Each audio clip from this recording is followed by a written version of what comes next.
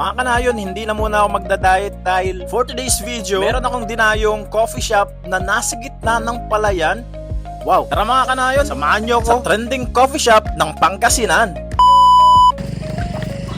Hey mga kanayon, nandito ako ngayon sa Mga Tarem, Pangasinan, dito sa Agkapita. Tara!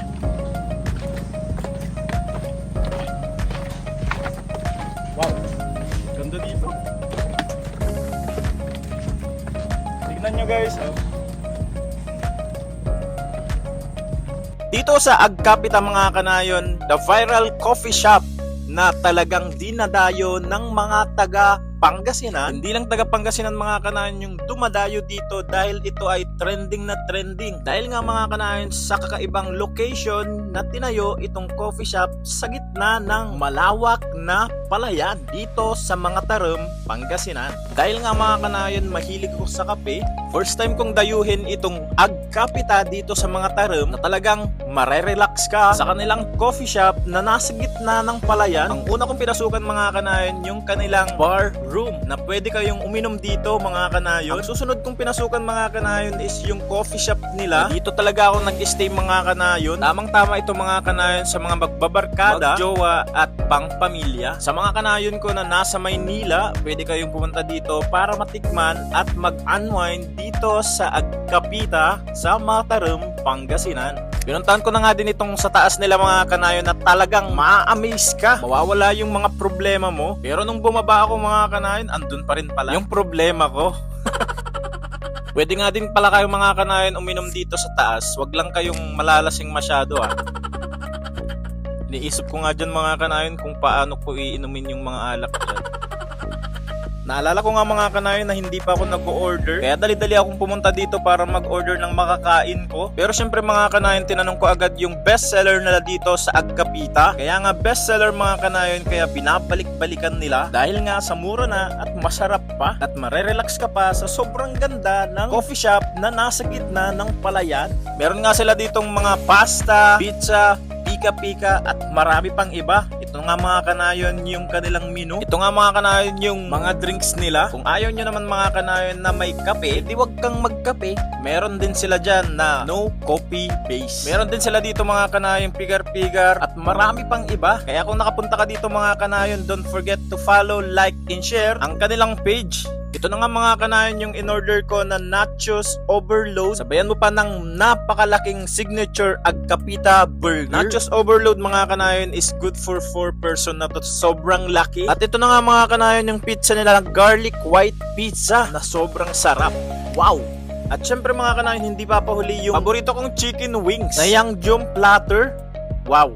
Sobrang sarap guys. Una kong tinikman mga kanayon yung kanilang matcha strawberry na 175 lang yan. Signature batidol nila na 115 lang yan. At ang bestseller nila mga kanayon dito na ang Ferrero, 165 lang. At syempre mga kanayon, hindi papahuli ang sea salt drinks nila, 160 pesos lang mga kanayon. Syempre mga kanayon, ang una kong tinikman ay ang kakaibang matcha strawberry. Wow, masam-samin.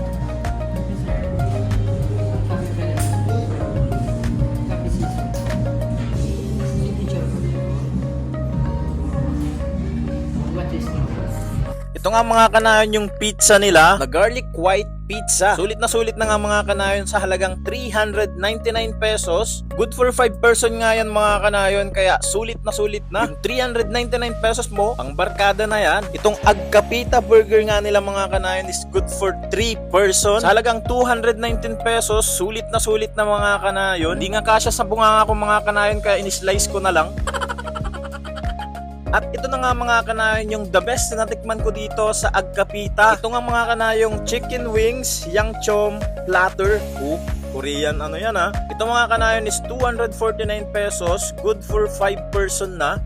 Kaya mga kanayon, kung naabot mo tong video na to, huwag mong kakalimutan mag-follow, like itong video na to at i-share sa mga kanayon mo para malaman din nila na merong nagtitrending na coffee shop sa gitna ng palayan dito sa Mga Tarem, Pangasinan. At ito na nga mga kanayon yung nachos nila na overload. Sa halagang 119 pesos, overload na, is good for 4 person mga kanayon. Kaya kung magbabarkada kayo mga kanayon, mas okay na ito ang i-orderin nyo. Shoutout nga din mga kanayon yung mga nag-dine in kanayon dito, nakasama ko. Sabi nga din nilang mga kanayon na lagi sila dito. Nakita nga din nilang mga kanayon na sobrang dami kong in-order. Sabi ko nga mga kanayon, ilang araw na akong hindi kumakain kaya ang dami kong kinain ngayon. Ito nga in-order ko nga mga kanayon is good for 4 person na to. Kaya hindi na nga ulit ako kakain ng 3 araw.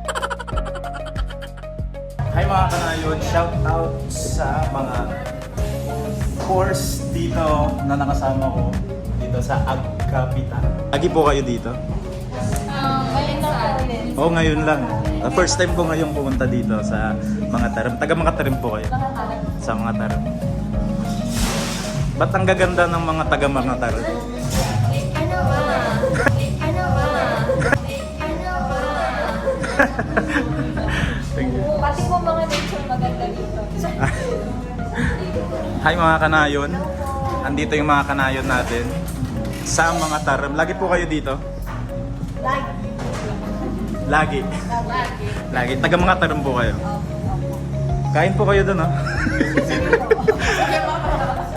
Mas okay din pala mga kanayon yung pumunta ka dito, yung palubog na yung araw na napakaganda. Pang Instagrammable nga mga kanayon. Dito sa Agkapita mga kanayon, Saturday and Sunday, meron silang banda. Kaya mga kanayon, kung gusto yung isama ko kayo dito, Saturday or Sunday, huwag mong kakalimutan mag-follow, mag-like, at i-share sa mga kanayon nyo para updated sila na merong coffee shop sa gitna ng palayan dito sa Pangasinan. Ginabi na nga din ako mga kanayon kaya uuwi na tayo. Pero bago umuwi mga kanayon, pumunta muna ako dito sa taas. Sobrang ganda pala.